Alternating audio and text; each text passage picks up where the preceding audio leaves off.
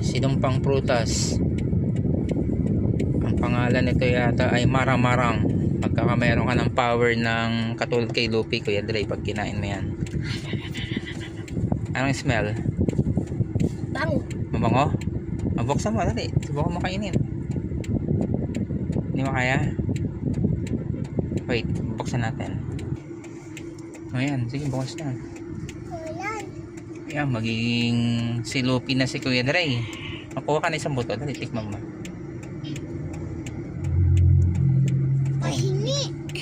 Baka maging Try mo. Pwede ka na kainin. Oo, huwag mo lang kakainin yung buto. Oh, anong lasa? Sarap? Hindi ka na makakalangoy, Kuya Dre. Mawalan ka ng ability makalangoy sa tubig alat. Ay, kumain ka ng devil fruit eh. Sarap?